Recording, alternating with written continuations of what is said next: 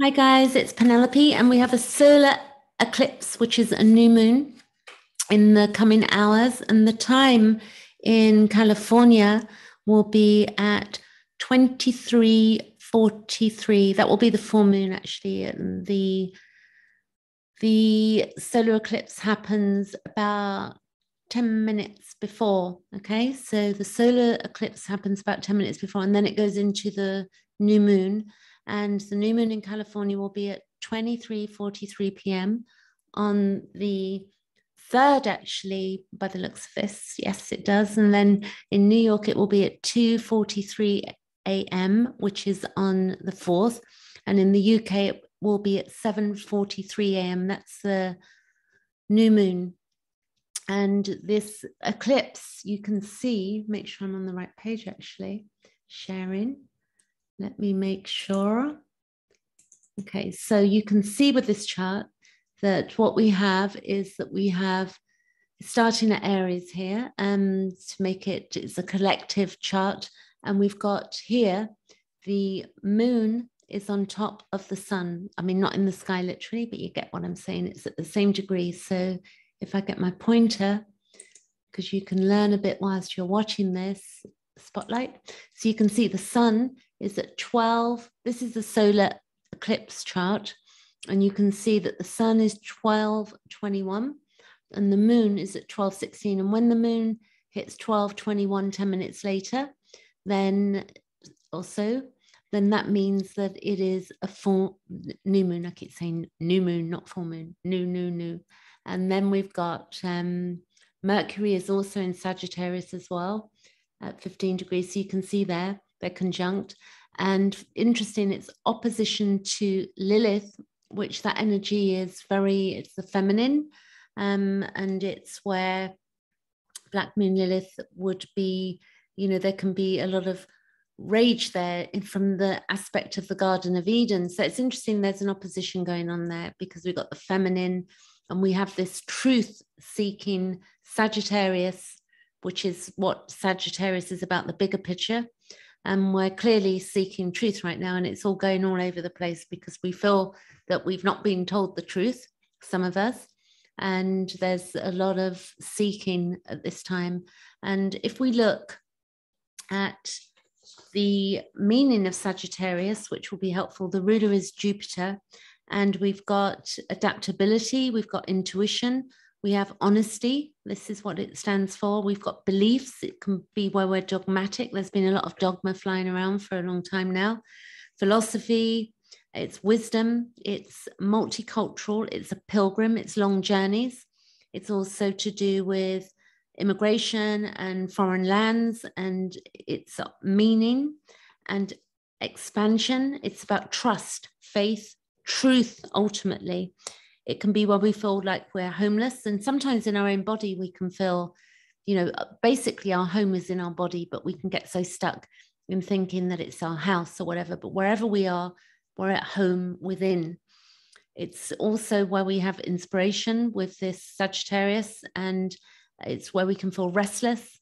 It's where we're on a mission, and it's also to do with, the church, with the church and religion and spirituality as well. And it can be half truths. It can be where we're trying to charm. It's the teacher. It's natural law, and it's the explorer also. So freedom as well. So really, for me, this is about freedom and it's about truth. So you would need to see where this is going to fall in your chart, which I will show you my chart so you can have a bit of a guide there. And then the other thing with this, I will go over to Solar Fire shortly because that's more fun. We can see here, we've got the Venus, which will be crossing over Pluto. In fact, I think it hits Pluto and then it will go retrograde. So it will stay in Capricorn until March, which is quite incredible. So you want to look where that is falling for you. We've got Saturn. We have the square that's been going on to Uranus, and this is going to meet up exact square again. It will be the third time this year, the third hit, which is breaking free of limitations and restriction. Saturn is restriction. It's in Aquarius, and Uranus is in Taurus, which is to do with the land. Interestingly enough, I hope I haven't got this wrong when I say this because I didn't write it down on my notes, but in the Second World War, I think it was 1936, I could be wrong, I might have to correct myself on that, but we had the Uranus in Taurus, so you can imagine the changes that we saw then and the idea of what was going on then as well. We've got also Chiron, you'll see on the other chart, is also conjunct, I believe, asteroid Lilith. So there are 4 different Liliths, and on different charts you can see different ones, but I'll explain that too. And Jupiter we got up here, which is square to the Mars and the South Node, you can see here, which is the past, and this is the future. And these nodes as well, there's so much change going on, the nodes are about to shift into Taurus, North Node, and the South Node in Scorpio. So I'm having my nodal return, which is fascinating and fantastic for me as well. The other thing, Neptune, you can see here, just went, it's stationed a couple of days ago, and it's just gone direct.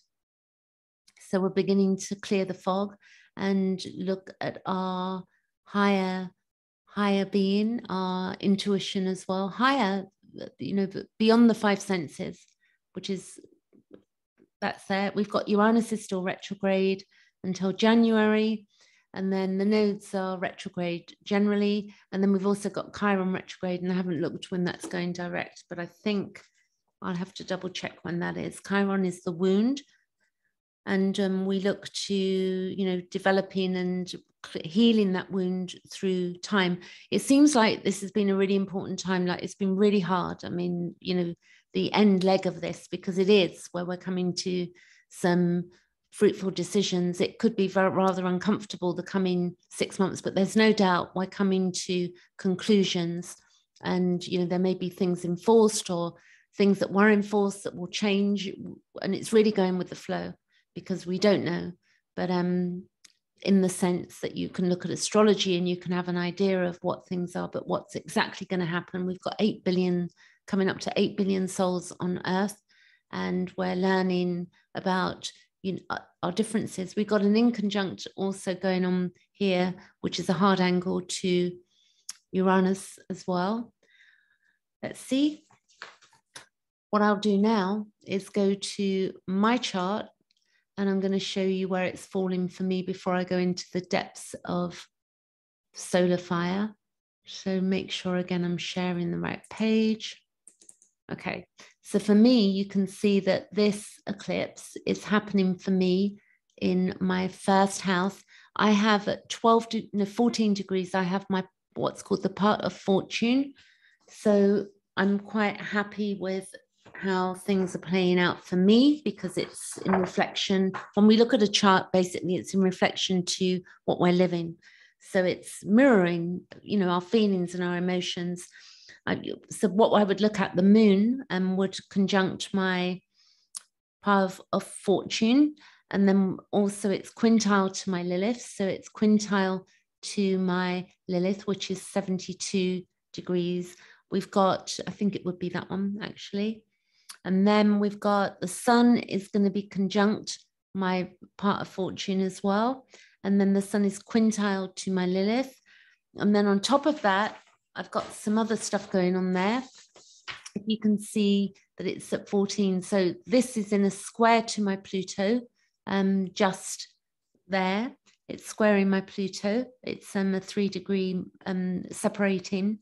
It's also square to my Uranus. So I was born with that as well, the moon, but the moon is down here. If you can see my moon here, I've got this square going on to my MC and Pluto and Uranus. So I'm used to that energy. I know what that energy is for me. And it's also trining my Venus. So if we take this here and we look to here, this is a beautiful trine going on. Well, you can't see it on the lines on the chart, but we could say that the degrees from there to there. And also it's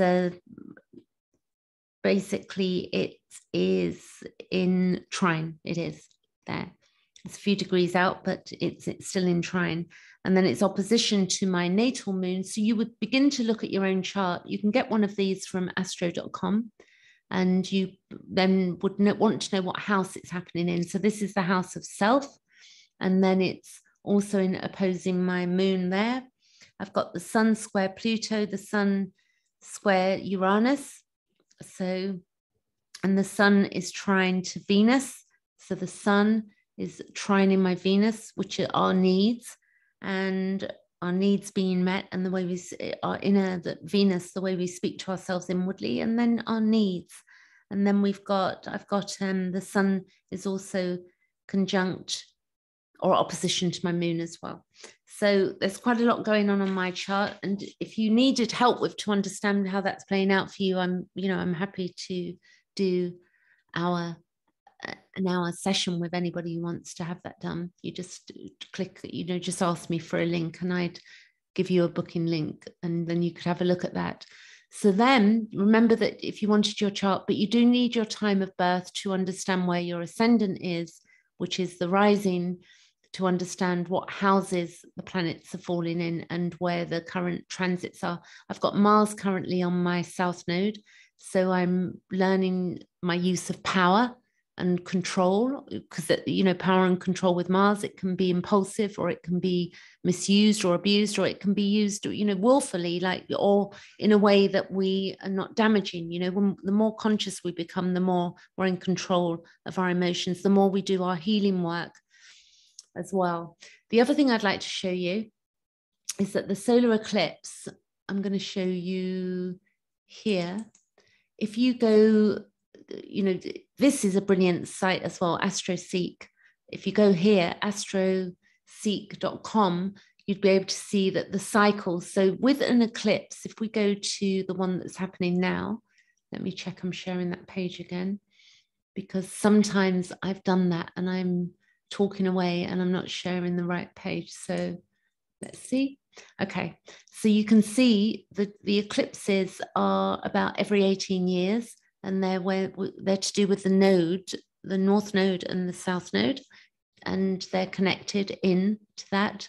And you can see that if I go to 2021, which we are now, you can see that it's at 1216 of Sagittarius. And we can also see that the solar eclipse happens Sagittarius, and then, actually I'm getting this wrong, hang on a minute, I'm going back to 2003 there. So the 2003 one was in 106, 1 degree and 6, and that happened, you can see that happened on the November the 23rd, 2003, and this one is December the 4th, 2021. So there's a difference in time there. It's about, if I get my calculator briefly and just double check. So if we go 2021 and we minus 2003, we've got 18 years, yeah? And if we look back to 18 years, we can see the cycles. So you can see these are all total date, they're all numbered 152. That's the cycle. If you look on AstroSeek, you can then see the eclipse cycles. And these are the Saros cycles here. And they're very useful to understand the journey, because it's a story, an ongoing story. So if I go back for myself to 2003, around that time, I know what was happening for me in my life. So the other thing you can do as well is know what this moon is about. Well, let's go over to Solarfire now, and we're going to get share in a minute. We're going to share Solarfire. Okay, this is what I love to do. So we can see this is the 4th of December, and we can see it's a new moon solar eclipse. And let me get my spotlight. So you can see that Chiron here is conjunct asteroid Lilith. So this energy of healing is also to do with where asteroid Lilith, Lilith in the Garden of Eden wanted to throw things off. And then we got true Lilith, and true Lilith is where we resolve, but black moon Lilith is where we're sort of learning those skills, to put them into action. But true Lilith is resolution. So it's a beautiful thing to learn, the Lilith cycles and the Lilith, different types of Lilith. You can see that this is conjunct here at 1222, 1222. And then we've got some aspects going on.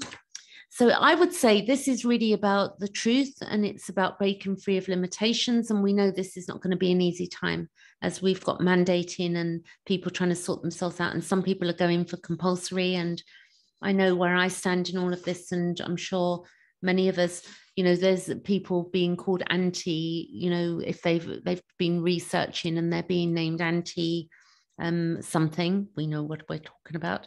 So it's really that we are, you know, separating into different groups. Like, you know, some of friends I used to know, they've moved on, and we've got different people coming in. And basically, it's really important at this time, if for the next 6 months we can decide, you know, how am I going to live my life and get creative in how we're living. We could be doing that anyway, but clearly with the stress and the PTSD that's been created by these circumstances, a lot of people that have had trauma have been re-traumatized and been in hypervigilance because of what's gone on.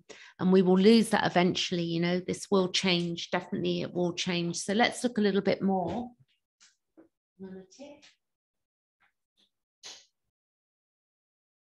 So I had to do something there. So you can see now, so forgive me for popping away there. I had to do something really quickly. So we've got the Venus will be moving over Pluto.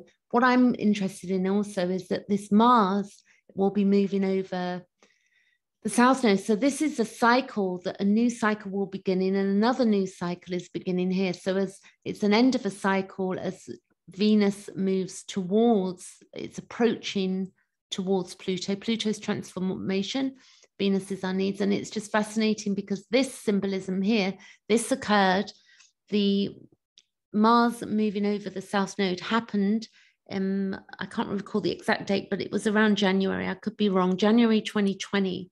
Mars takes 2 years to move around the chart, and it goes retrograde. And the same with Venus. I believe it's every 2 years. Mercury goes retrograde every, 3 to 4 times a year. So if you look at Mercury is up here, there's communication going on. This is the big sign of freedom. And when we look, this is the 4th of December, we do have, whilst we wouldn't look at the AC particularly because it's going to be dependent on the countries we're in, where that would land, the ascending sign for each. But here it's in Sagittarius. And then we've also got the up here. So the rising sign for each chart would vary slightly, I think, because of the ecliptic. And then we've got, I could be wrong though, because I'm still learning, but we've got here all of these, meeting in Sagittarius. With Mars, if we go, let's go days ahead, because we're going to watch this. Venus moves quite quickly. It's 226 days around the chart. So let's go 1 day, 2, 3.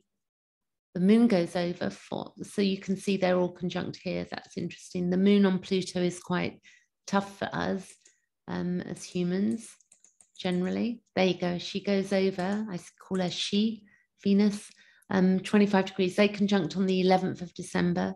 And then we've also got here, we've got the moon will be, when that happens, let's see, the moon will move into Aries. This is the 12th of December. And then I want to see that Mars when that's going over the South Node. There you go. That's going over on the 15th. So big, big changes. And then if we look at the node here, which will be moving into Gemini, the nodes go around the chart that way. All of the other planets go this way. So let's go the node. I'll just keep pushing that and see how long it takes. It's quite fun to watch the planets move around. So there you go.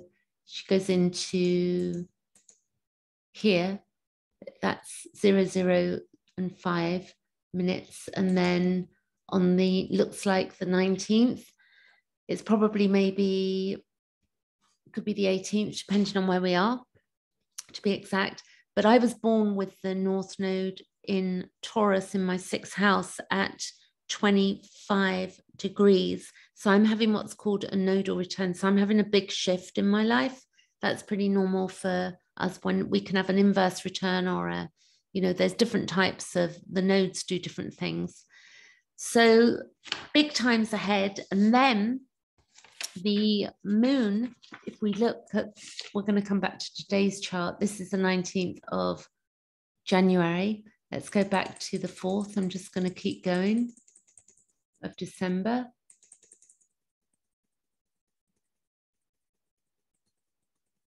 And we have here 4th of December. And what we've got is that we can see that this conjunction going up and up here. So we do know that the eclipses will work for the next 6 months. And time's flown, hasn't it, in the last 2 years? I mean, when we look back, it can feel a bit like yesterday. We're having a bit of deja vu going on. The moon in Sagittarius is the greatest need is always searching for something. We're looking for something. And in order to feel safe, we need belief. We need a belief, and we have belief systems that keep us. We have friends that believe similar thing to us. It's also our value. It's like what we value. And also we want a goal or a mission that gives us life meaning. So we do want to have meaning in life. Life without meaning is pretty meaningless. And faith must be voluntary. We don't want to fight against dogmas. And, there's a lot of dogma at the moment. Also different belief systems. And also because people have been looking at different things. Some people have been watching mainstream media, and some people have been going down the rabbit hole looking at different ideas and watching the shutting down of some brilliant doctors and things like that, and removal of YouTube channels. And basically we know on social media we don't get a chance to really say what we're thinking, because it will get a notice below the post, or we're told, or a post might be removed, and some people are on restrictions. It's also with this Sagittarius moon, we need also activity, whether it's traveling or sports. And it's also it can be the love for animals as well. They can be important. And it's also where we have Sagittarius is quite optimistic, which is good. So maybe we get a bit of optimism back. And also we believe things will get better, even if they get us into trouble. So, I've noticed that with myself. I've joined a few, I've got something I, need to say. So I've joined a few groups that are more aligned with my way of thinking, where I get to sign, some petitions and, write letters and make phone calls in order to stand up for what I believe in. So we're all going to believe in different things. It doesn't mean that anybody's 100% right or 100% wrong. We're going with our gut feelings and instinct as well with the Sagittarius new moon. I hope I haven't said full moon through this. It is late here as well, so I have to double check myself when I'm saying it. It's a new moon solar eclipse. The other thing as well is that, so we will want to believe, hopefully we'll get some optimism going that things are going to improve, even though it feels really difficult. And we must reach out to people that are like-minded, so that we feel that we're not alone during this time. And we can, gamble as such during this time, wanting to take risks to achieve something, to achieve our freedom maybe, or to achieve whatever we feel is right for us. And it's also where we can be, in spontaneous, and we can be open, a bit more open with the people around us, and the optimism in the company of others as well. But we may feel alone and empty at times. So if we know that we're going to feel that sometimes, then we can be more at peace with our emotions. We're not feeling full all the time. Even, if I even say that, I meant with our emotions, but if we look at that with food. So if you get a sense of loneliness, know that you're not alone in that. You're not the only one. And you can reach out to people that are like-minded. The other thing as well is that Pluto in February 2022, the USA are having their Pluto return, which happened at the 4. Pluto, it will return to where it was at when the USA was formed. And so it's really interesting times, what's going on. And then if we look at some of the aspects, and we look at Aquarius, when Pluto does move into Aquarius by 2024, it's where we're severing all attachments that bind us from further growth. And we've already done that, where we felt restricted and really cramped. And also that, you know, we can feel like there's an inner compression. I've been feeling that a bit today, like this inner compression of like the desire to be free of the consensus, because the consensus, because we're, you know, if we're just following mainstream media, because all mainstream media is all owned by a couple of people. So whatever you're hearing, the narrative that you're going to hear is going to be one-sided. So whatever you're believing, and if it is dogma and you think it's one way, and you, like, for instance, I've heard the word anti-vax a lot. You know, not all people that are not choosing something are not anti something. It's just that their soul is telling them to do something else.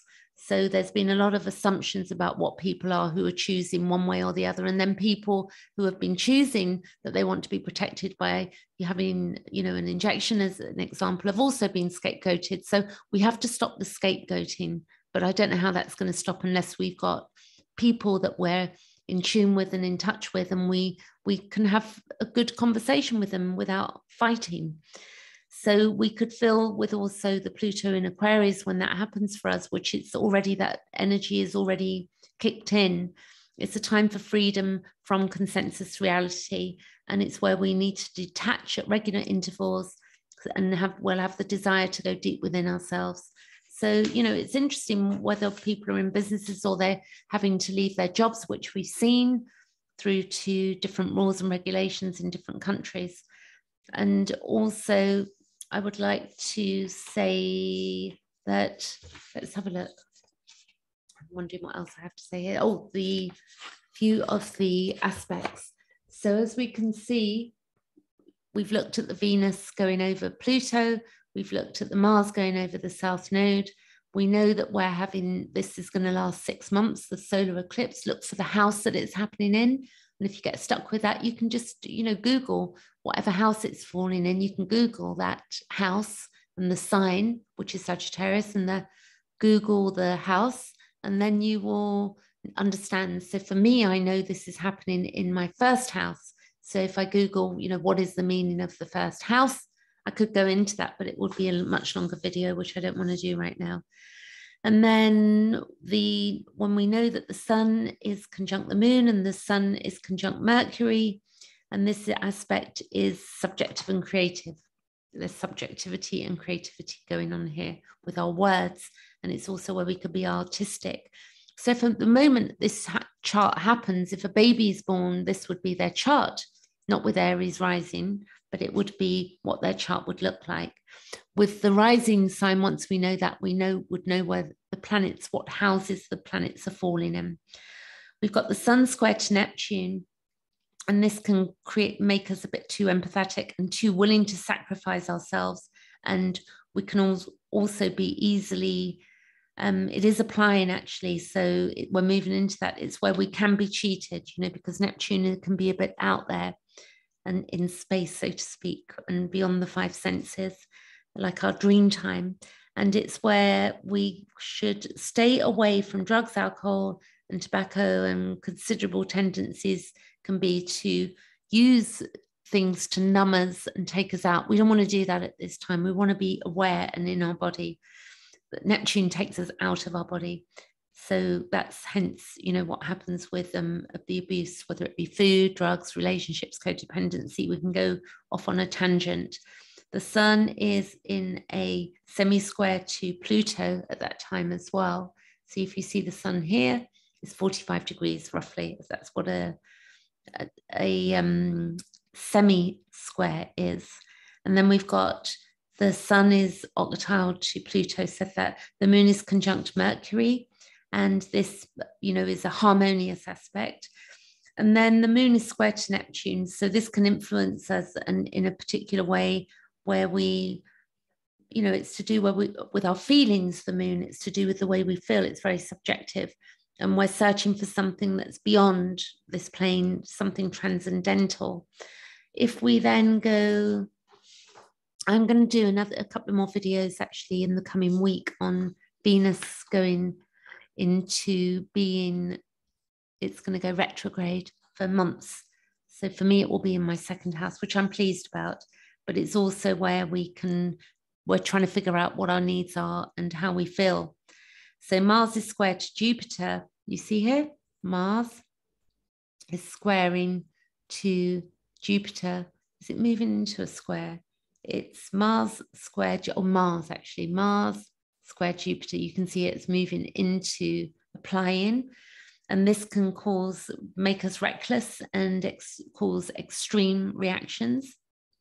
But we can be also, we may not perceive the impact of our own actions. So we really have to think about how we act in our immediate surroundings. And also, we've got the Mars trine to Neptune. So there's so many aspects going on here. Like the Mars is trine to Neptune, and Neptune is here. Yeah. So again, you can see that going on there. The Mars trine Neptune is again harmonious, and it's where we can be in fantasy, idealism, we can have artistic talent, but it can be very impractical because Mars wants to go forward and Neptune wants to get out of it, so to speak, go into a different realm. So we have to know ourselves, which is the work of Carl Gustav Jung, really worth knowing that. The Jupiter is sextile Pluto, and the, let's see, node is square to Jupiter. So that's the last thing I'm going to bring up today. The node is square to Jupiter. So see the node down here. You've got the node and you've got Jupiter. So you can see this here. Mars, actually the node, that's what I'm looking for. The node is going to, that's moving on as well. So the node is Jupiter. It's applying actually to Jupiter. So the node is applying to Jupiter because it goes backwards. So when it's at 23 of Sagittarius, when the north node is, let's see, node square Jupiter. Jupiter is here, and the node square is definitely happening there. And that means that it's often where we can feel confident in our abilities and helps us to overcome life challenges. And our life challenges are often connected with profound sensory experience, and it can give people luck, or it can give them serious jealousy in this lifetime as well. So we can change those things and change those moods. And the negative side of this, don't particularly like that word negative, but the idea would be that the side to this is that, there can be no harmony and there can be a lack of meaning. And then we've got the node is trine to Pluto. So if we look at the node, this is applying as well. It's 5 degrees away. So as that node moves in to Pluto, it's going to be a node trine Pluto.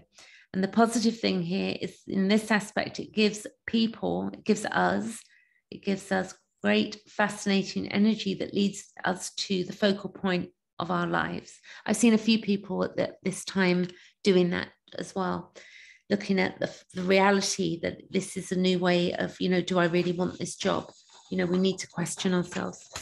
So that's it for today. I'm going to leave it there, and then I'll be back with some more in a couple of days.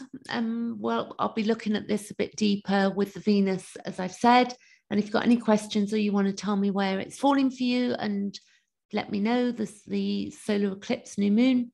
And then I will also be, doing these videos and putting out some more content. Thanks so much for watching, and hopefully this helped you understand your chart a bit further. Catch you later.